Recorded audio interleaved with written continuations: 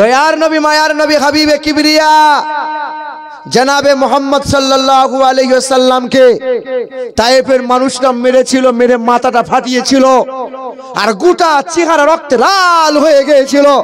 এই মাথা ফাটা রক্ত গড়িয়ে গিয়ে পায়ের খরমটা চামড়ার সাথে জমাট বেঁধেছিল। তখন নবীর ঘা শুকায়নি। কিছুদিন পর, কথা আসতে বলেন বাবু, কথা আসতে, হজের মৌসুম ছিল, দেশ বিদেশের মানুষেরা হজ করতে এসেছিল। ওই সময় আল্লাহ রসুল তখনও মাথার ঘা শুকায়নি। নবী আমার পা পা করে গেলেন কাবা শরীফের পাশে দাঁড়িয়ে। আল্লাহ রসুল বলেছিলেন, লা ইলাহা ইল্লাল্লাহ আনা রাসূলুল্লাহ। দেশ বিদেশের মানুষেরা মৌমাছির মতো নবীকে গোল করে ঘিরে নবীর মোহাব্বতে পাগল হয়ে নবীর কথা শুনছিলেন, নবী আল্লাহর পরিচয়ের কথা বলছিলেন। সেই সময় দারুন নাদওয়া থেকে বেঈমান আবু জেহেল মোটা একটা পাথর নিয়ে বলেছিল, মুহাম্মদ এখনো মরে নাই, ওকে আজকে এমন করে পাথরে ঘা মারবো যে মুহাম্মদ দ্বিতীয়বার আল্লাহ বলার সুযোগ পাবে না, আমার নবীকে মারবে। বেঈমান মোটা পাথর নিয়ে পিছন দিয়ে পা পা করে এসে কাঁচা ঘায়ের উপরে আবার পাথরে ঘা মেরেছিল। মাথা দিয়ে ফিচকিরি দিয়ে রক্ত বেরিয়ে গিয়েছিল। আর দেশ বিদেশের মানুষরা ভয়ে সবাই পালিয়ে গেল। নবী একাকী হয়ে জমিনে লটকে বেহুশ হয়ে পড়ে গেলেন। সেই দিন বেঈমান আবু জেহেল বলেছিল, মুহাম্মদ আর নাই, কে আছে দেখি মুহাম্মদের পাশে। বেঈমান হাসতে হাসতে চলে গেল। ওই সময় নবীর চাচা আমির হামজা রাদিয়াল্লাহু তাআলা আনহুর ঘরের এক দাসী, এক কাজের বাঁধি কলসিটা নিয়ে কাবা শরীফের পাশে পানি আনতে এসেছিল কুয়া থেকে পানিটা নিয়ে কলসিটা নিয়ে পা পা করে গিয়ে দরজার সামনে দাঁড়িয়ে আছে। আমির হামজার বিবি নবীর চাচি ছুটে এসে জিজ্ঞাসা করছে, মা কাঁদছিস কেন রে? তোকে কখন যে পানি আনতে পাঠাইলাম, এত দেরি করলি কেন? তোর সাথে কেউ দুর্ব্যবহার করেছে? তোকে কেউ খারাপ কথা বলেছে? মা কি হয়েছে বল না, তুই কাঁদছিস কেন? সেদিন বাঁধিটা চোখের পানিটা মুছিয়ে নিয়ে বলেছিল, জানো মা, আজকে পথের মাঝে বড় একটা দুর্ঘটনা হয়েছে। কি হয়েছে রে মা? কি হয়েছে বল না, কি হয়েছে রে? বলে, যার বাপ নাই, যার আব্বা বলে কেউ নাই, যার দাদু বলে কেউ নাই, যার আম্মা বলে কোলে তোলার মতো কেউ নাই, সেই সন্তানটাকে এমন করে মেরেছে। সচোখে দেখলাম, মনে হলো যেন ওই সন্তানটা মারা গেছে। কার কথা বলছিস রে মা? ওই যে আপনাদের বংশের রক্ত, তার নাম মুহাম্মাদুর রাসূলুল্লাহ। আমির হামজা দ্বিপহরের সময় ঘোড়ার লাগামটা বেঁধে দিয়ে পা পা করে এসে ঠান্ডা পানিতে হাত মুখটা ধুয়ে ছুটে এসে দরজার কাছে আওয়াজ করে বলেছিল, বিবি। দরজাটা আদর করে খুলে দিয়েছে, খাবারের তারা সামনে দিয়েছে। আমির হামজা শুকনো রুটি আর সবজি নিয়ে মুখের মধ্যে যেমন তুলতে যাবেন, সেই সময় আমির হামজার বিবি নবীর চাচি মুখে কাপড়টা আড়াল দিয়ে ঝরঝর করে ফুঁপিয়ে ফুঁপিয়ে কান্না করেছে। আমির হামজা খাবারটা নামিয়ে জিজ্ঞাসা করছে, বিবি তুমি কাঁদছো কেন? আমি কি তোমার সঙ্গে কখনো খারাপ ব্যবহার করেছি? তুমি কি আমার সংসারে কখনো অভাব পেয়েছো? কি হয়েছে বলো না, তুমি এরকম করে কাঁদছো কেন গো? সেদিন বিবিটা ছুটে এসে আমির হামজার ডান হাতটা এরকম করে জড়িয়ে ধরে বলেছিল, জানো, তোমার সংসারে আমি কোনোদিন কষ্ট পাইনি, তোমার সংসারে কোনোদিন আমি ব্যথিত হইনি, তোমার সংসারে আমি কখনো কোনোদিন কষ্ট পাইনি, কোনোদিন আমি তোমার কাছে কান্না ও চোখের পানি দেখাই নাই। আজকে আমার কলজেটা ফেটে যাচ্ছে। কি হয়েছে বলো না?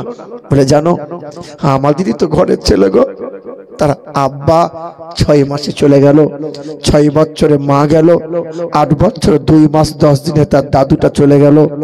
জানো, তার যদি আজকে আব্বা থাকতো না, তোমাদের আর লাগতো না। ছুটে এসে তার আব্বা ছেলেকে বুকের মধ্যে কলিজার মধ্যে ভরে নিত। তার আপন দাদু যদি আজকে হায়াতে থাকতো, ছুটে এসে সন্তানটাকে বলতো, ভাই আমি তোমার পাশে আছি, কোনোদিন তাকে কেউ আঘাত করতে পারতো না। তোমাদের মনে একটু মায়া হয় না বলো? কি হয়েছে বলো না? জানো না, তোমাদের ঈদের সন্তান সে আব্দুল্লাহর ছেলে, যার নাম মুহাম্মদ সাল্লাল্লাহু তাকে এমন করে মেরেছে। বেঈমান আবু জেহেল নাকি তার নাম। আমার বাঁদিটা সকালবেলায় খবর দিয়ে গেছে। মনে হয় যেন ছেলেটার বেঁচে নাই জানো। আমার খুব কষ্ট হচ্ছে, তোমার অনুমতি পাইনি বলে আমি ঘর থেকে বেরোতে পারি নাই।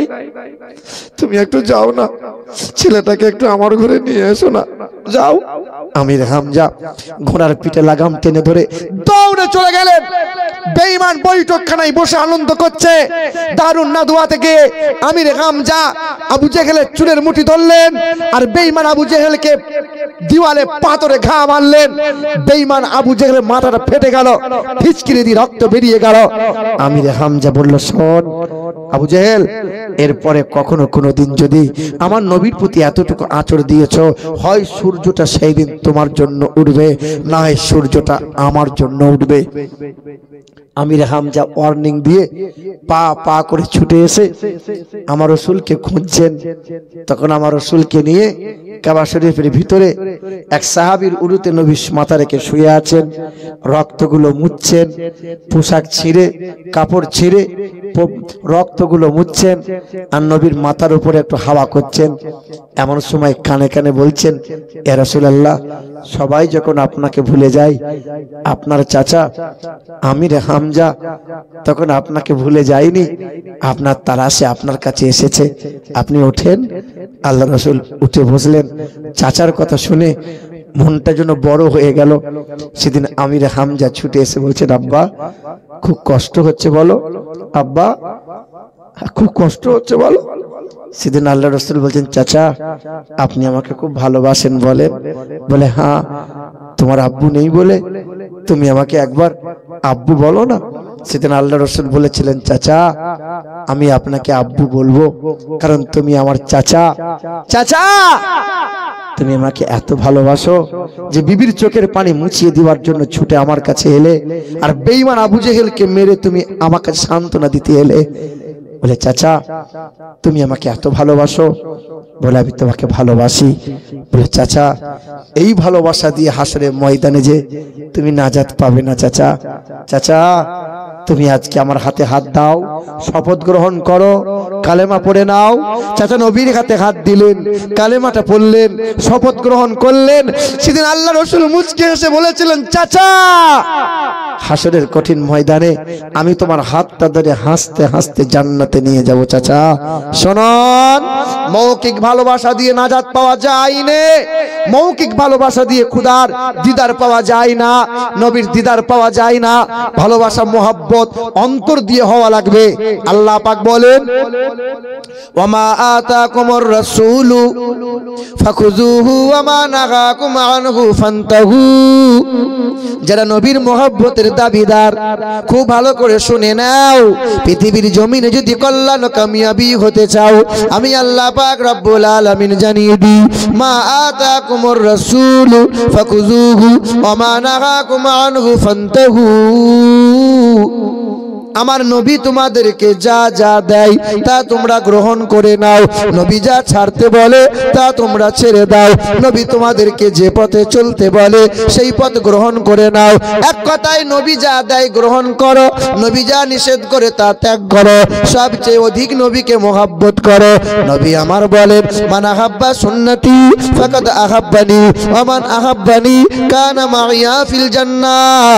যে আমার সুন্নতকে ভালোবাসে, আমি যেমন করে খেতে বলেছি উম্মত তেমন করে খাবার খায়, আমি যেমন করে শুতে বলেছি উম্মত তেমন করে শোয়, আমি যেমন করে হাসতে বলেছি উম্মত তেমন করে হাসে, আমি যেমন বাপ মাকে ভালোবাসতে বলেছি উম্মত তেমন করে বাপ মাকে ভালোবাসে, আমি যেমন করে ভাই বোনের সাথে সম্পর্ক রাখতে বলেছি উম্মত তেমন করে ভালোবাসে, আমি যেমন করে বাথরুম যেতে বলেছি উম্মত তেমন করে যাই, আমি যেমন করে মসজিদ যেতে বলেছি উম্মত তেমন করে যাই। এক কথায় যারা আমার সুন্নতকে মোহাব্বত করে ওই মানুষগুলো আমাকে মোহাব্বত করে, আর আমাকে যারা মোহাব্বত করে ওই মোহাব্বতে ওই ভালোবাসার মানুষের হাতটা ধরে হাসরের কঠিন ময়দানে আমি হাসতে হাসতে জান্নাতে নিয়ে যাব। হে মুসলমান বাবারা ভাইরা আমার, ওই যে বেঈমান আবু জেহেল, আবু জেহেলের নামটা আসলেই তার আবু জেহেল নাম ছিল, না কর্মদোষে নাম হয়েছিল আবু জেহেল? কি নাম ছিল তার? আবু জেহেল নামটা কর্মদোষে না আসল নাম? কর্মদোষে। তাহলে আসল নামটা কি বাপ? আবুল আবুল আবুল হাকাম। কি নাম? আবুল মানে জ্ঞানের পিতা, জ্ঞানের পিতা। আবু জেহেলের বাড়িটা কাবা শরীফ থেকে অনেক দূরে ছিল না কাছে ছিল? কাছে ছিল। হাজী সাহেবরা জানে এখন পেশাব করে আসে বাড়িতে। এ বাবা, আবু জেহেল কোরআন শুনেছিল না শুনে নাই? শুনেছিল। আবু জেহেল নবীকে দেখেছিল না দেখে নাই? দেখেছিল। আবু জেহেল মক্কা নগরীর এত বড় পণ্ডিত, এত বড় সাহিত্যিক ছিল যে কথায় কথায় কবিতা বানাতো, কথায় কথায় শব্দ তৈরি করতে পারতো। আবু জেহেল জ্ঞানের পিতা, নাম তার বড় সুন্দর ছিল। কোরআনের মতো কিতাবকে যখন বুকে আঁকড়ে নিতে পারলো না, নবীর মতো এত বড় বিশ্বের মহান নেতাকে যখন সুনজরে মানে অন্তরে মেনে নিতে পারলো না, তার নবী বলছেন ও আবার কিসের জ্ঞানের পিতা? ও তো মূর্খের পিতা, ওর নাম আবু জেহেল। আমাদের এলাকায় কত ভালো ভালো নাম আছে। কারো নাম কুদরতুল্লাহ, কারো নাম রহমতুল্লাহ, কারো নাম কুরবান, কারো নাম ইরান, কারো নাম সুরমান, কারো নাম আরমান। নাম সাংঘাতিক, দাঁত ছাড়িয়ে যাবে। এ বাবা, নাম এত ভালো ভালো, কর্মগুলো একটু তাকিয়ে দেখো। আবু জেহেলের মতো হয়নি তো সব। আবু জেহেলের নাম তো খুব ভালো ছিল, কর্মদোষে তো আবু জেহেল হলো। মুসলমান, কর্মগুলো তো সুন্দর করা লাগবে, ঠিক কিনা বলেন? মুসলমান, দয়ার রসুল আমার মায়ার নবীর বয়স তখন 61 বছর ছিল। আম্মা জান আয়েশার ঘরে বসেছিলেন কাঠের চৌকির ওপর।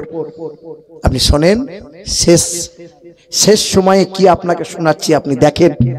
নবী আমার কাঠের চৌকির ওপরে বসে আছেন, আর আল্লাহ রসুল ডাক দিয়ে বলছেন আয়েশা।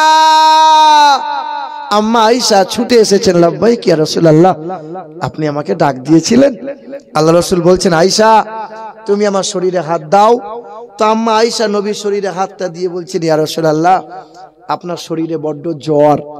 তা আল্লাহ রসুল বলছেন আয়েশা, জাইতুনের তেল রাখা আছে, তুমি একটু উষ্ণ গরম করে নিয়ে আমার পিঠে একটু মালিশ করে দাও না আয়েশা। আম্মা আয়েশা দৌড়ে গেলেন, আর জাইতুনের তেলটা উষ্ণ গরম করে নিয়ে নবীর পিঠের কাছে দাঁড়াইয়ে বলছেন ইয়া রাসূলুল্লাহ, আপনি পিঠের কাপড়টা তুলে ধরেন, আপনার পিঠে একটু তেল মালিশ করে দিই। আম্মা আয়েশা ডান হাতে করে তেলটা নিয়েছিলেন, আমার নবী পিঠের কাপড়টা তুলে ধরে আছেন, আর আম্মা আয়েশা তেলটা নিয়ে পিঠে লাগাতে যাবেন। ডান হাতটা গুটিয়ে নিয়ে চোখটা চোরক গাছ হয়ে কাতর কণ্ঠে রসুলকে বলছেন, আল্লাহ রসুল, কতদিন হলো আপনার সাথে সংসার করছে নবী, আপনি আমাকে কোনোদিন পিঠ দেখান নাই। হে আল্লাহ রসুল, কতদিন হলো, আজকে তেল লাগানোর সুযোগ পেলাম বলে আজকে পিঠ মোবারকটা দেখতে পাচ্ছি। আল্লাহ রসুল, আপনাকে একটা কথা জিজ্ঞাসা করব, আপনার কবে বসন্ত হয়েছিল গো রসুল? আপনার কবে পক্স হয়েছিল গো নবী? আপনার পিঠে খাল খাল গর্ত গর্ত ঘায়ের দাগ কেমনে হয় গো রসুল? সেদিন নবীর বুকে যেন পাথর মতো কষ্টের পাহাড় জমে গেছে। আল্লাহ রসুল কিছু বলতে চাইছেন কিন্তু বলতে পারছেন না। নবীর চোখ দিয়ে পানি মোবারকটা গড়িয়ে পড়ছে, কিন্তু আমার রসুল পবিত্র জবান দিয়ে কিছু বলতে পারছেন না, কষ্টের কথা মনে পড়ে গেছে। কিছু সময় পরে বলছেন আয়েশা, নবী রসুল পয়গম্বরদের চেহারায় কখনো বসন্ত নামক রোগ হয় না রে আয়েশা, তাদের চেহারায় কখনো পক্স হয় না রে আয়েশা। তুমি শোনো নাই বলো? তুমি শোনোনি 10 বছর আগে তাইফের নিষ্ঠুর মানুষেরা আমাকে এমন করে পাথর ছুঁড়ে ছুঁড়ে আঘাত করেছিল যে পাথরের আঘাতে গোটা পিঠ চাল চাল হয়ে গিয়েছিল, পাথরের কোনাগুলো দেহের মাংসের মধ্যে বসে বসে গিয়েছিল। আর আসমানের জিবরাইল ফেরেশতা আমাকে আদর করে কোলে তুলে নিয়ে ওদের পাহাড়ের চূড়ায় নিয়ে গিয়েছিল, আর ওদের পাহাড়ের চূড়ায় নিয়ে গিয়ে বলেছিল, ওদের পাহাড়, আজকে আমার নবীকে তোর কোলে একবার শোয়াবো, একটু নরম বিছানা হয়ে যায় না? সেদিন জিবরাইল ফেরেশতা আমাকে ওই ওহদের পাহাড়ের চূড়ায় শুইয়েছিলেন, ওহদের পাহাড়ের চূড়া সমতল নরম হয়েছিল। আর আল্লাহ রসুলের সামনে সেদিন জিবরাইল ফেরেশতা বলেছিলেন, ইয়া রাসূলুল্লাহ, আপনার খুব কষ্ট হচ্ছে বলেন? সেদিন নবী নিজের কষ্টের কথা চেপে রেখে বলেছিলেন, জিবরাইল আমার উম্মত উম্মতির খবর কি বলো, আমার উম্মত উম্মতিকে আল্লাহ মাফ করবে তো, আমার উম্মত উম্মতিকে আল্লাহ রেহাই করে দেবেন তো? হে আয়েশা, এই পিঠের দাগগুলো মুছে যাবে না আয়েশা? পিঠের দাগ মুছে যাবে না আয়েশা? কাল যখন হাসরের ময়দান হবে, আমার আল্লাহ পাক যখন আমার এই উম্মতের বিচার করবে, কোন উম্মতের পাপীর বিচার করতে করতে আল্লাহ কহার হয়ে যাবেন মালিকের সামনে। আমি আমার পিঠটা দেখাবো, আল্লাহ দেখে বলবেন, হাবিব জীবনে কোনোদিন মশা বসতে দিই নাই এই চেহারায়, জীবনে কখনো কোনোদিন মাছি বসতে দিই নাই এই চেহারায়। আপনার চেহারা সুগন্ধময় করেছিলাম, আপনার চেহারা পবিত্রময় করেছিলাম হাবিব। পিঠটা এইরকম করে আমার সামনে নিয়ে এলেন, হাবিব বিনিময় প্রতিশোধ চান তো প্রতিশোধ নেন। সেদিন আল্লাহ রসুল বলবেন, আল্লাহ জীবনে কোনোদিন প্রতিশোধ চাইনি, আজও চাইবো না। মালিক আমার এই গুনাহগার উম্মত উম্মতি গুলোকে মাফ করে দাও আল্লাহ, আমার এই উম্মত উম্মতি গুলোকে মাফ করে দাও আল্লাহ। সেদিন আল্লাহ পাক রব্বুল আলামিন বলবেন, হাবিব আপনার যারা উম্মত হবে আমি আল্লাহ নাজাত দিয়ে দেব। তবে জীবন ভোর যে উম্মতের জন্য কাঁদলেন, আজ নবী কাঁদছেন, কাল যখন নবী কাঁদবেন আল্লাহ বলবেন, হাবিব এই উম্মতের আমলনামা নিজ হাতে আপনি তুলে দেখেন। এই দেখেন খাতাটা দেন তো, এই দেখেন আল্লাহ রসুলের হাতে, আল্লাহ রসুলের হাতে সেই দিন আমল নামাটা দেয়া হবে। আর আল্লাহ রসুল সাল্লাল্লাহু আলাইহি ওয়াসাল্লাম এই আমল নামাটা পাতা উল্টে উল্টে দেখবেন আর বলবেন, হায় উম্মত কি, হায় উম্মত কি কাজ করলে তুমি, জীবনে বছর পেলে, মাস পেলে, রাত পেলে, দিন পেলে, কখনো আমার কথা মনে হয়নি বলো? তোমার কোনোদিন আমার প্রতি একটু মায়া হয়নি বলো? জানো উম্মত, আমি মক্কা থেকে মদিনায় চলে গিয়েছিলাম, কোনদিন উম্মত আমি তোমাকে ভুলে যাই নাই। বেঈমানটা গলায় গামছা দিয়ে ফাঁস দিয়েছিল, আমাকে মেরে ফেলবে বলেছিল, সেই মুহূর্তে উম্মত আমি তোমাকে ভুলে যাই নাই। বেঈমানটা দুইবার মাথায় আঘাত করেছিল, উম্মত আমি সেদিন তোমাকে ভুলে যাই নাই। বেঈমানটা 200 উটের প্রতিযোগিতা লাগিয়ে মাথা কাটবে বলেছিল, উম্মত আমি সেই দিন তোমাকে ভুলে যাই নাই। জানো উম্মত 3 দিন মদিনা থেকে চলে গিয়েছিলাম, না খাওয়া না পান করা না আরাম করা ছিল। উম্মত 1 সেকেন্ডের জন্য আমি উম্মত তোমাকে ভুলে যাই নাই, পিঠ চাল চাল করে নিয়ে এলাম। আমার প্রতি এতটুকু তোমার কখনো মায়া হয়নি বলো? উম্মত এই মুসলমান সোনার টুকরো বন্ধুরা, এই আমার সুধী মানুষেরা, আব্বা জান এই তাহাজ্জুদের ওয়াক্ত চলছে আর আমি মুসাফির হালতে আছি, আমার বুকে আছে 30 পড়া কোরআন।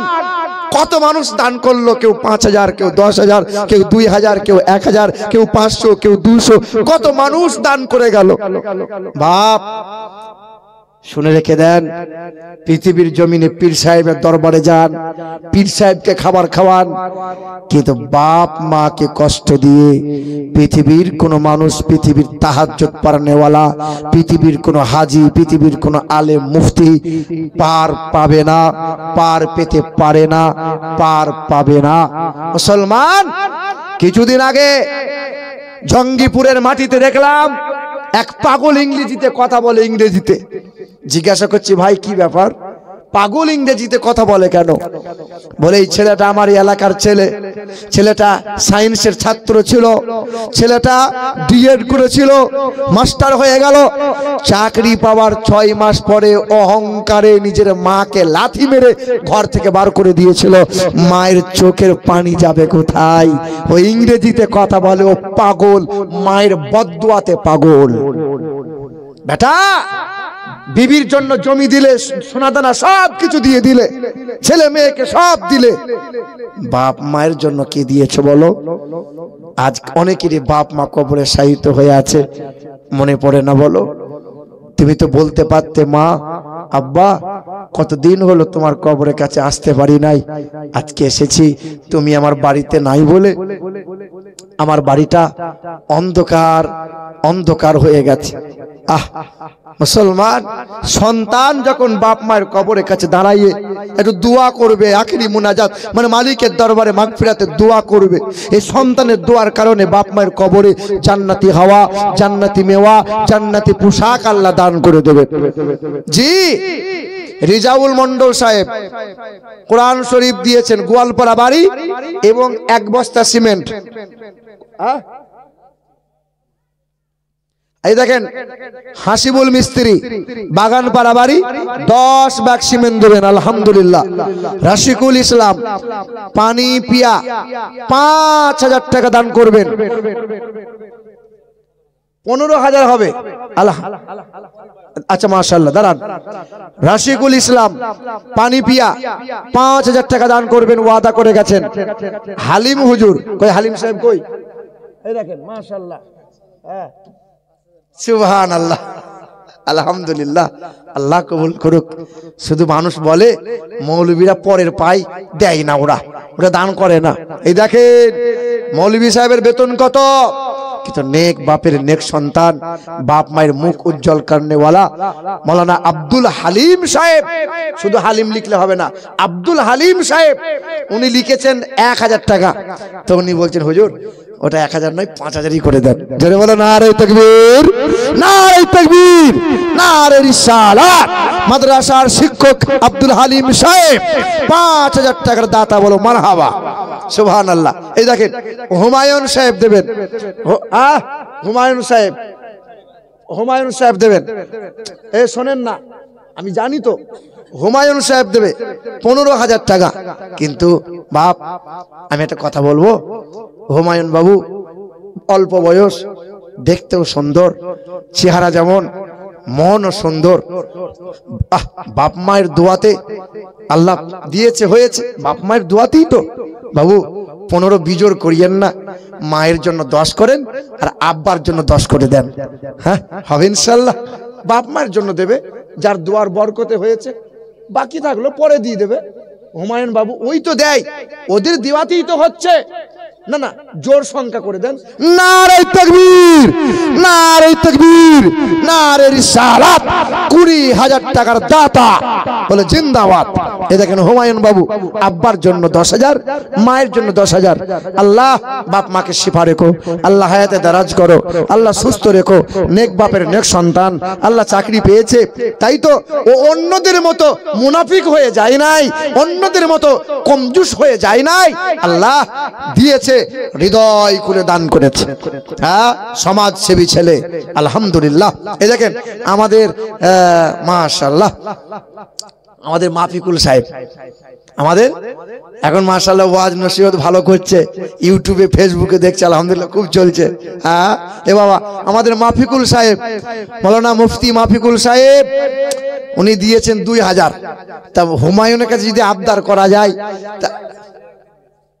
3 দিয়েছেন, তা আমার কাছে 2 দিলেন, আর 2 করে দেন, 4000।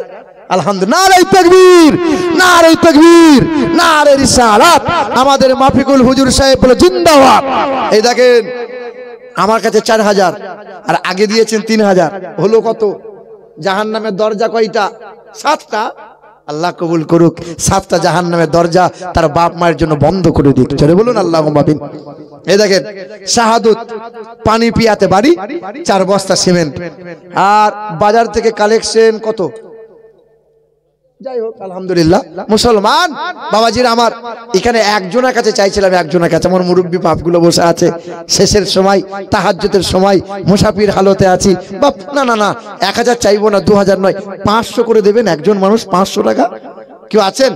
এই দেখেন, এই দেখেন কি নাম, কি নাম? আব্দুর রাজ্জাক সাহেব 500 টাকা। দ্বিতীয় নম্বর আর কেউ দিতে পারবেন? আজ কাল সকালে দিয়ে দেবেন, শুধু নামটা লিখাবেন, 500 টাকা দেবেন। আব্বা এই দেখেন, সুবহানাল্লাহ, আল্লাহ কবুল করুক, আল্লাহ হায়াতে দারাজ করুক, তামাম মুশকিলকে আসান করুক। হ্যাঁ সুবহানাল্লাহ, এই মানুষটাই তো, আলহামদুলিল্লাহ। আপনি তো বারবার নাম করেন, এসে শোনেন, দাঁড়ান, সেক্রেটারি সাহেব 500 দিচ্ছে। এই শোনেন, একটা কাজ করেন, আপনি তো, আপনারাই তো দেন।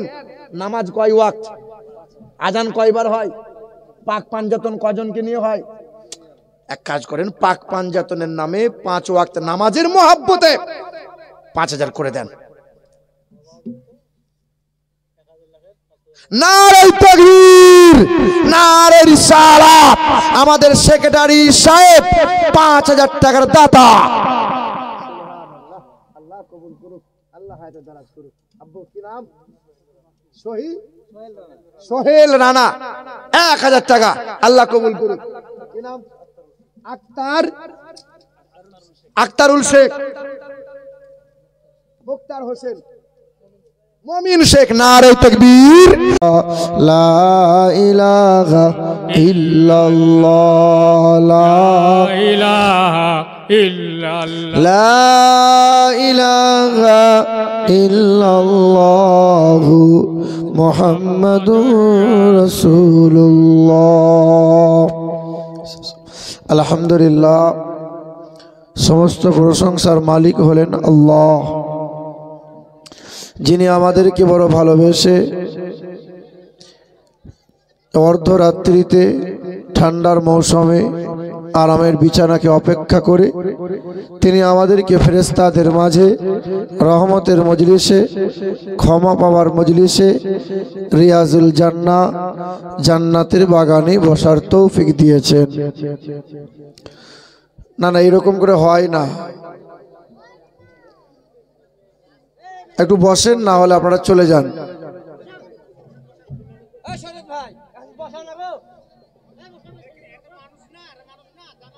একটু বসেন, একটু বসেন, না হলে আপনারা চলে যান।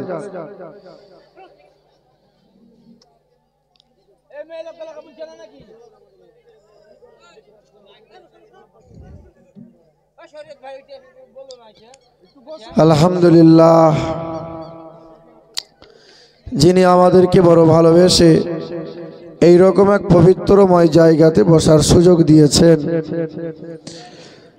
যিনি আমাদেরকে পৃথিবীর সর্বশ্রেষ্ঠ সম্পদ ঈমান দিয়েছেন, যিনি আমাদেরকে পৃথিবীর সর্বশ্রেষ্ঠ নবী দিয়েছেন, যিনি আমাদেরকে পৃথিবীর সর্বশ্রেষ্ঠ কিতাব দিয়েছেন,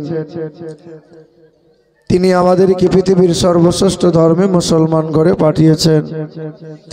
আর মুসলমান ঘরে পাঠিয়ে তিনি দুনিয়ার আগুন থেকে বাঁচিয়েছেন, কবরের আগুন থেকে আর জাহান্নামের আগুন থেকে বাঁচার জন্য তিনি সারাটা জীবন সময় দিয়েছেন আর যথেষ্ট সুযোগ দিয়েছেন। তিনি আল্লাহ। সেই মহান মালিকের দরবারে কালামে শুকরিয়া আদায় করে উচ্চস্বরে মুক্ত কণ্ঠে বলি আলহামদুলিল্লাহ।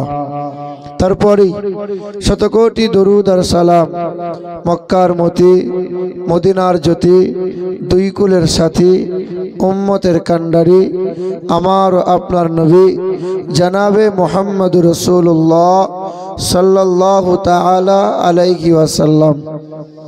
উপস্থিত জ্ঞানী গুণী সম্মানীয় মুরব্বী বাবাজিরা, ভাইরা, মা ও বোনেরা, আলেম ও ওলামা যারা, আল্লাহ পাকের দয়া, মায়া, অনুগ্রহ আর শান্তি দ্বারা আমাদের সকলের উপর বর্ষণ হোক, আল্লাহুম্মা আমিন।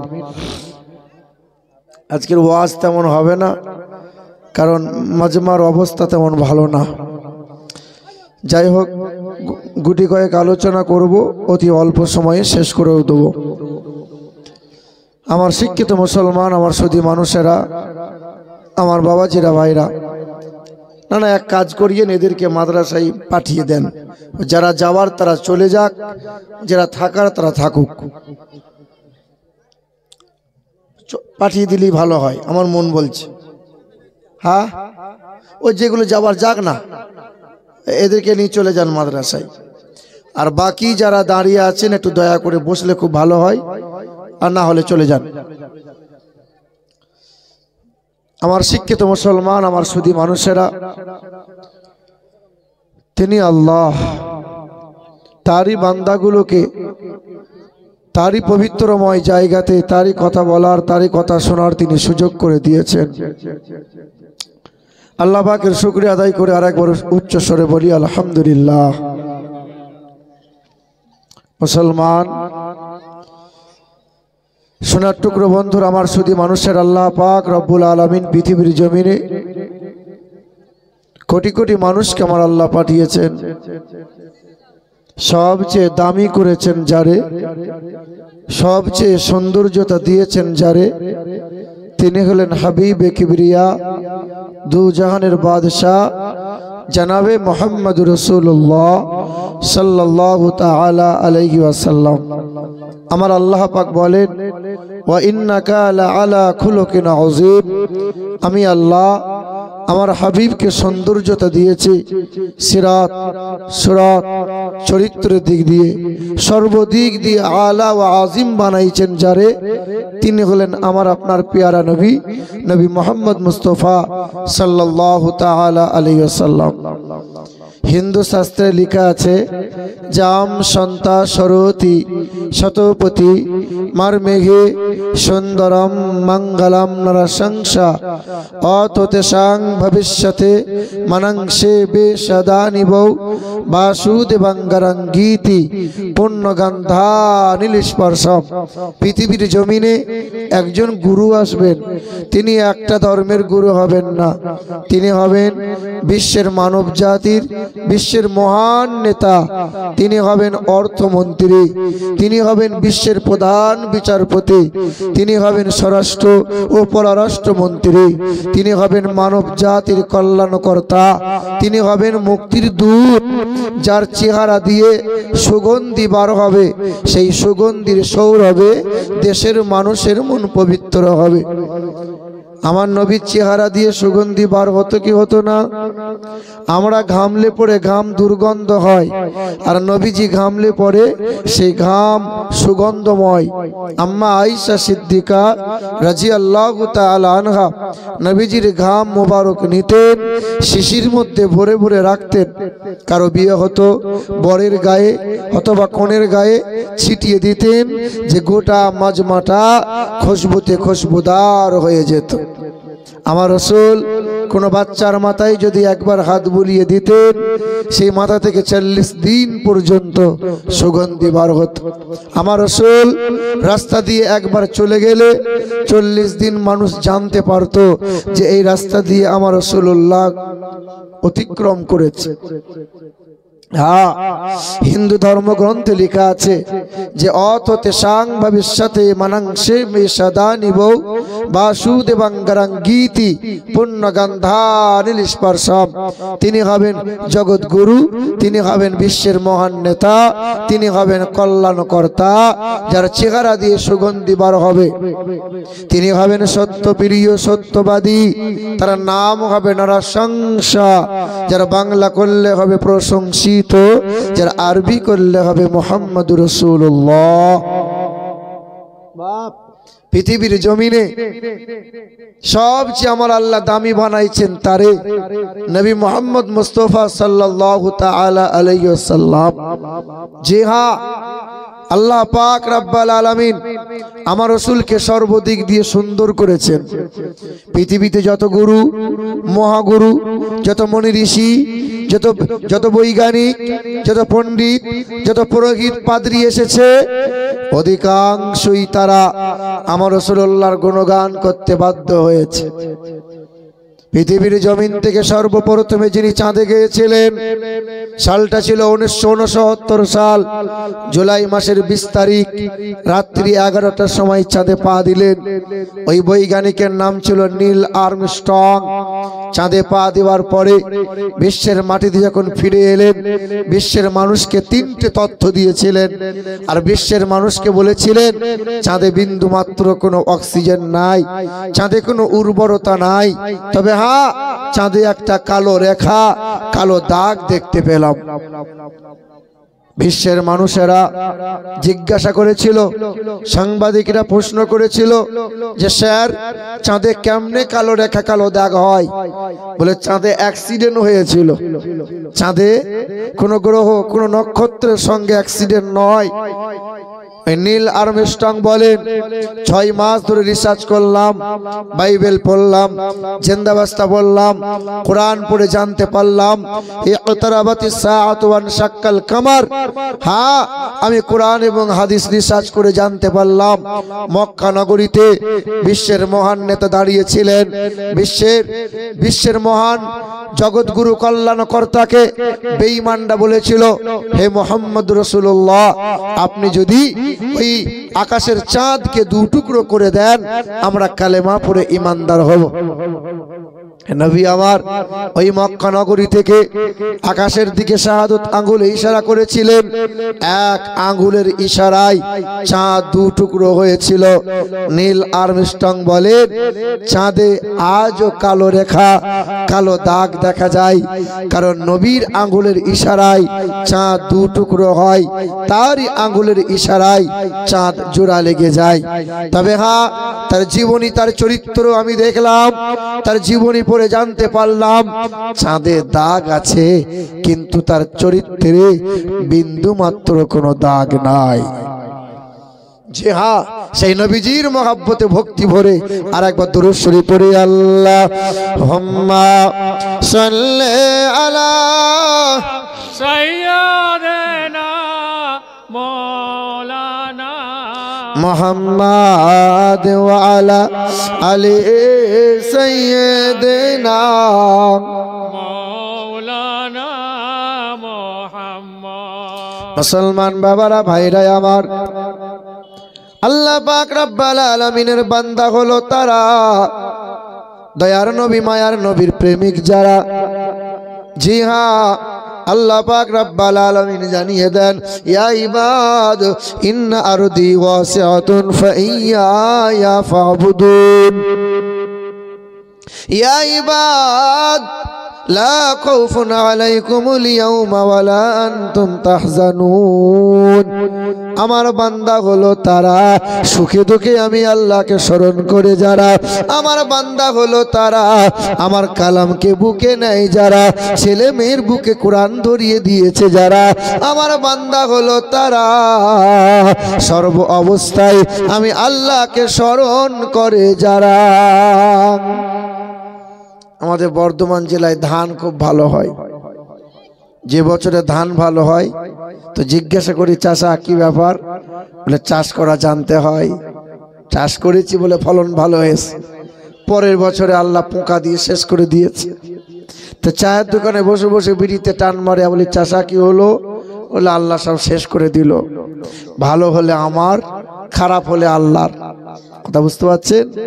মুসলমান বাবারা, ভাইরা আমার, আল্লাহকে ভয় করো, আল্লাহকে ভয় করো, নবীর প্রেমিক হয়ে যাও, নবীকে সবচেয়ে বেশি মহব্বত করে নাও, নবীর মহব্বত নিয়ে খোদার ইবাদত করো, ওই ইবাদত খোদার দরবারে গ্রাহ্য হবে। এ মুসলমান সোনার টুকরো বন্ধুরা আমার, সুধী মানুষেরা, আল্লাহ পাক রব্বুল আলামিন আসমানটাকে বানাইলেন, জমিনটাকে বানাইলেন, রং বেরঙের পাখি দান করলেন, আল্লাহ চন্দ্র সূর্য বানাইলেন, যত যা কিছু বানাইছেন সব কিছু মানব জাতির সেবার জন্য নিয়োজিত করলেন। তবে হ্যাঁ, আমার আল্লাহ আসমান বানাইছেন, আসমানকে সুন্দর বলেন নাই, জমিনকে বানাইছেন, আমার আল্লাহ জমিনকে সুন্দর বলেন নাই, রং বেরঙের পাখি দিয়েছেন, আমার আল্লাহ সুন্দর বলেন নাই, সুন্দর বন আছে, আমার আল্লাহ সুন্দর বলেন নাই। হ্যাঁ মুসলমান সোনার টুকরো বন্ধুরা, আমার আল্লাহ পাক রব্বুল আলামিন কোরআন পাকে 4 বার শপথ করে বলেন, ওয়াতিন ওয়াজাইতুন ওয়া তুরি সিনিন ওয়া হাযাল বালাদিল আমিন। কোরআন পাকে 4 বার শপথ করে বলেন, আমি আল্লাহ পাক রব্বুল আলামিন বড় সুন্দর করে মানুষ বানাইলাম, এত সুন্দর করে মানুষকে বানাইলাম, পৃথিবীর জমিনে এই মানুষের মতো সুন্দর প্রাণী আর কেউ নাই। আমার আল্লাহ পাক আদমকে যখন বানাতে চাইলেন, ফেরেশতারা বিপক্ষে দাঁড়িয়েছিল, আল্লাহ আদম আপনি বানাবেন না, মানুষ বানাইয়ে ঝামেলা আর বাড়াইয়েন না।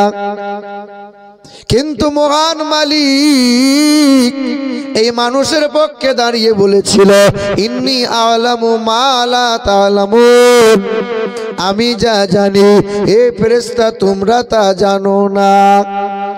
আল্লাহ পাক রব্বুল আলামিন আদর করে মানুষ বানাবেন, আর ফেরেশতারা বাধা দিয়ে বলেছিল, আল্লাহ মানুষ বানাবেন না। কেন মানুষ বানাবেন না? এই মানুষ হারাম খাবে, এই মানুষ খোদার নফরমানি করবে, এই মানুষ আল্লাহ পাকের হুকুমের অমান্য করবে, এই মানুষ সুদের কারবার করবে। ফেরেশতারা বিপক্ষে দাঁড়িয়েছিল, পক্ষে দাঁড়িয়েছিল আমার আল্লাহ। সকাল থেকে বাপ ছেলের জন্য সুনাম করে, এলাকায় আমার ছেলের মতো ছেলে নাই, এই এলাকায় একটাই মাত্র আমারই ছেলে, একটা ছেলে আমার, এর দ্বিতীয় হবে না। এই ছেলে 2 মাস পরে যদি কোদালের মেয়ের হাত ধরে নিয়ে রাতের বেলায় পালিয়ে যায়, বাপের ইজ্জত থাকবে না যাবে? এ বাপ সোনার টুকরো বন্ধুরা, আমার আল্লাহ যার পক্ষ নিয়েছিল আর আল্লাহ পাক যার সুনাম করে দিল, ফেরেশতারা বাধা দিল, এই মানুষ যখন খোদার নাফরমানি করে, এই মানুষ যখন আল্লাহ পাকের হুকুমের অমান্য করে, এই মানুষ যখন আল্লাহকে বুড়ো আঙুল দেখায়, এ মুসলমান সোনার টুকরো বন্ধুরা, আমার সুধী মানুষেরা, আল্লাহ পাক এই মানুষের ব্যবহারে অসন্তুষ্ট হবেন না খুশি হবেন? বাবাজিরা, মায়েরা আমার, আমরা মানুষ, তবে স্বভাবগুলো গরু ছাগলের নিয়েছি। আল্লাহ পাক বলেন, ইউসাব্বিহু লিল্লাহি মা ফিস সামাওয়াতি ওয়া মা ফিল আরদ, আকাশের চন্দ্র বলো, সূর্য বলো, এই গ্রহ নক্ষত্র বলো, আর জমিনে যত প্রাণী আছে, যত প্রাণী দেখতে পাও, সব প্রাণীরা আমি আল্লাহ পাকের নামে তাসবিহ করে। যত দেখতে পাও বা যত দেখতে পাও না, আসমানের প্রাণীগুলো, জমিনের প্রাণীগুলো, দরিয়ার মাঝে যত প্রাণী আছে, সবাই আমার নামে জিকির আজকার করে।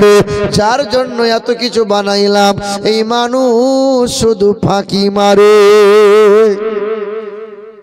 গরু ছাগলটা ফাঁকি মারে না।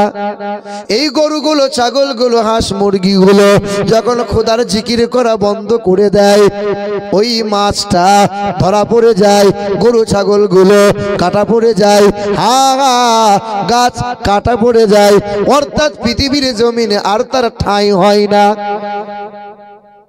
এই মানুষ যখন আল্লাহর জিকির করে না, মানুষ খোদার ইবাদত করে না, ফেরেশতারা বলে, আল্লাহ একে আর রাখবো না, ব্যবস্থা করি।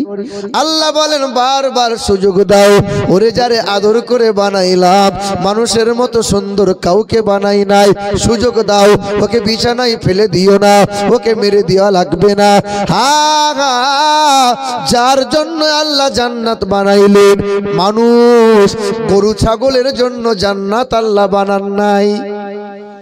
সারা রাত যদি গরুটা ছাগলটা জিকির আজকার করে, সুবহানাল্লাহ সুবহানাল্লাহ, বলেন তো বাপ, কয়টা নেকি পাবে? নেকি নাই, কারণ গরু ছাগলের জন্য জান্নাত নাই, জান্নাত মানুষের জন্য। এই গরু ছাগলকে পেশাব করে পানি নিতে হয়, গরু ছাগলকে বসে বসে পেশাব করা লাগে, গরু ছাগলকে রাতের বেলায় যৌন মিলনের পরে ফরজ গোসল করতে হয়। গরু ছাগল বৈধ অবৈধ বোঝে না, না পাক পাক বোঝে। গরু ছাগল ন্যায় অন্যায় এসব বিচার করার ক্ষমতা আছে। কথা বলে না, লোকই তো নাই, তো নাই বলবে কে? হে মুসলমান বাবারা, ভাইরা আমার, চোখ বন্ধ করে শুধু ময়দানে খেলা করছি, বুঝতে পেরেছেন? খানিকক্ষণ বলবো, বিশ্বাস করে দেবো, শুনে রেখে দেন। মুসলমান বাবারা, ভাইরা আমার, আর এখন ঠান্ডার মৌসুম, এমনিতেই 12টা বাজলে মানুষের 12টা বেজে যায়। হ্যাঁ, তা তো বলবোই, আপনি বসে থাকেন। এ মুসলমান সোনার টুকরো বন্ধুরা, আমার শুধু মানুষেরা, আব্বা জান, ভাই জানেরা, পৃথিবীর জমিনে যত গরু আছে, ছাগল আছে, তারা বৈধ অবৈধ বোঝে না, দেখেও দেখতে পায় না, চা শুনেও শুনতে পায় না। আপনার ঘরে গরু আছে, ছাগল আছে, এই গরু ছাগলের কান ধরে 3 ঘন্টা বয়ান করবেন, এ গরু 10 দিনের জন্য শ্বশুর বাড়ি যাব।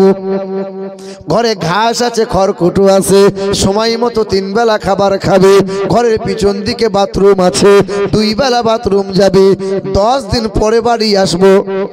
আপনার গরুর কান ধরে যদি 3 ঘন্টা বয়ান করা হয়, গরু কি শুনবে? ও শুনেও শুনতে পায়। খাসিটা জবাই হয়েছে, একটা খাসি দড়ি দিয়ে ঝোলানো আছে, খাসির চামড়াগুলো কাটা হয়, মাংস কাটা হয়, ফিচকিরি দিয়ে রক্ত বেরিয়ে যায়, অপর খাসিটা মহা আনন্দে গাছের পাতা চিবায়, ও জানে না এরপরে ওর টিকিট আছে। ও দেখেও দেখতে পায় না, শুনেও শুনতে পায় না। গরু ছাগলকে বৈধ অবৈধ বিচার করা লাগে না, ওদের বোধ শক্তি নাই। এ দুনিয়ার মা ও বোনেরা, পৃথিবীর মানুষ আমরা হারাম খাই, সুদের কারবার করে ছেলের বিয়েতে পড়লে এই সমাজ, এই নোংরামগুলো সমাজের মানুষ দেখতে পায় না। কিছু কিছু সমাজের মানুষ আছে বলে কিয়াম দরুদ চলবে না, সুদ চলুক অসুবিধা নাই, হারাম চলুক অসুবিধা নাই, তোমার আমার ঘরের ছেলেগুলো মাঝে মধ্যে বোতল টানুক অসুবিধা নাই। ওরা হলো গরু ছাগল, জানোয়ারের চাইতে খারাপ। বলে হুজুর এমন কথা বলে দিলেন? বলে না, কোরআন বলেছে ওয়ালাকাদ যারআনা লিজাহান্নামা কাসীরাম মিনাল জিন্নি ওয়াল ইনস লাহুম কুলুবুন লা ইয়াফকাহুনা বিহা ওয়া লাহুম আ'ইনুন লা ইউবসিরুনা বিহা ওয়া লাহুম আযানুন লা ইয়াসমাউনা বিহা উলাইকা কাল আনআম। বুঝেও বোঝে না যারা, বিবেক আছে বোঝে না, দেখেও দেখে না যারা, চোখ আছে দেখে না, শুনেও শোনে না যারা, কান আছে শোনে না, ওরা চার পায়ে গরু ছাগলের চাইতে খারাপ। তোমার আমার ঘরের ছেলেগুলো দাঁড়িয়ে দাঁড়িয়ে পিশাব করে পানি নেয় না, ওটা মানুষ হতে পারে না। গরু ছাগল একদিকে খাবার খায়, ওই দিকে বার করে দেয়। তোমার আমার ঘরের কত মানুষ রয়েছে বাবা, এই দিকে খাবার খায় আর ওই দিকে বার করে। ডান হাতে গরম বিড়ি আর বাম হাতে নরম বিড়ি, লজ্জাও লাগে না, শরম লাগে না? এরা মানুষের খাতায় পড়তে পারে না। গরু ছাগল যত বড় হয় বাপ মাকে ভুলে যায়, আর মা বাপ চেনে না। গরু ছাগল যত বড় হয় আর বাপ মাকে খেতে পড়তে দেয় না। পাইকমারি গ্রামে কত জানোয়ার আছে, যত দিন যায় বিবিকে নিয়ে সুখে সংসার করে, বাপ মাকে খেতে পড়তে দেয় না। তারা এক নম্বরের বিশাল হলো জানোয়ার, তারা মানুষ হতে পারে না। মাফিকুল সাহেব তাকে মানুষ বলবে, আমিরুল ইসলাম তাকে মানুষ বলবে না, কুরআন তাকে মানুষ বলে না। এ বাবাজিরা ভাইরা আমার, গরু ছাগল যত বড় হয় ভাই বোনকে আর চিনতে পারে না, ভাই বোনের সাথে সম্পর্ক আর রাখে না। কথা বুঝতে পারছেন? এ বাবাজিরা ভাইরা আমার বোনটা যখন বছরে 2 বার বেড়াতে আসে, বিবির তখন মুখ ভারী হয়, আর বিবির বোনটা 6 বার এলে খুশিতে বাগে বাগ। ও যে মানুষ বলে পরিচয় দেয় না। মুসলমান বাবারা ভাইরা আমার, তোমার আমার মধ্যে তফাৎ কি জানো? আমি টুপি মাথায় দিতে বড় আমার ভালো লাগে, আমার লম্বা পোশাক পরতে ভালো লাগে, তোমার লম্বা পোশাক পরতে লজ্জা করে, তোমার দাড়িটা চাঁচতে বড় ভালো লাগে, আর আমার দাড়ি চাঁচার কথা ভাবলে বড় ভয় লাগে। আমি দস্তরখানা না বিছিয়ে খাবার খাবো না, আমি সুন্নত তরিকায় আমি খাবার খাবো, সুন্নত তরিকায় আমি বাথরুমে যাব। আমার নবী যেমন করে খেতে বলেছে তেমন খাবো, আমি আমার নবী যেমন করে শুতে বলেছে তেমন শোব। কারণ জানো নাকি, আমার বুকে কোরআন আছে, তোমার বুকে নাই, আমার বুকে নবী আছে, তোমার কাছে নাই। এ মুসলমান, 6 বছর 7 বছরের ছেলে মাদ্রাসায় পড়ে, 10 বছরের ছেলে মাদ্রাসায় পড়ে, খবর নিয়ে দেখতে যাও, বিয়াদবের মতো ফাঁকা জায়গায় বসে পেশাব পায়খানা করে না। তারা যখন বাথরুমে যায় হাঁটুর ওপরে কাপড় তারা তুলে বাথরুম করে না। তোমার আমার মানুষগুলো যখন বাথরুম করে লুঙ্গিটা কাঁধে উঠিয়ে নেয়, পিছন দিয়ে কোনো মানুষ যদি দেখে নেয় সুন্দরবন দেখা যায়। হ্যাঁ, একটাও তো সুন্নত তরিকা নাই। এ মুসলমান, কারণ হলো তোমার আমার বুকে কোরআন নাই।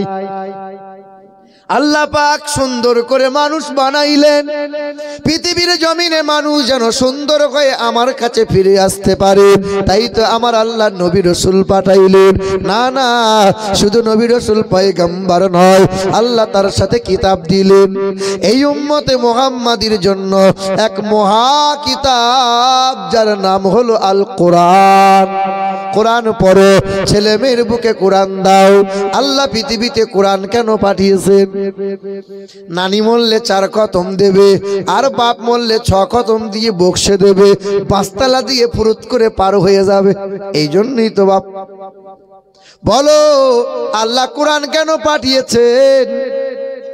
রমজান মাসে তাগড়ায় হাফেজ সাহেব নিয়ে আসবে, আর হাফেজ সাহেব এই পিছনে খতম শুনে বস্তা বস্তা সওয়াব নিয়ে জান্নাতে যাব। তাই তো নাকি? যতই আপনি ঘাড় নড়ান তার জন্য না, আমার আল্লাহ পাক রব্বুল আলামিন জানিয়ে দেয় হুদাল লিন্নাস ওয়া বায়্যানাতিম মিনাল হুদা ওয়াল ফুরকান। মানুষ তুমি যাতে সুন্দর হয়, স্বভাবটা সুন্দর হয়। কোরআন পাঠিয়েছি, বান্দা কোরআন পড়বে, বান্দা কোরআন বুকে নেবে, বান্দা কোরআন রিসার্চ করবে। আরবিতে পারো না, বাংলায় অনুবাদ পড়ো, কানজুল ঈমান পড়ো, ইংরেজিতে পড়ো, যে ভাষাই পড়ো কোরআন বুকে নাও, আর জীবনটাকে সুন্দর করে নাও। কারণ মানুষের জন্য জান্নাত রেখেছি, ও মানুষের জন্য জান্নাত নয়। পৃথিবীর জমিনে যত আলেম উলামা আছে, 100-র মধ্যে 99% আলেম উলামা হাফেজ যারা, তাদের বুকে তো কোরআন আছে। তাই তো তারা সুদের কারবার করে। আলেম মৌলবীদের বেতন কম হতে পারে, কিন্তু তার বউরা গ্রুপ লোন করে।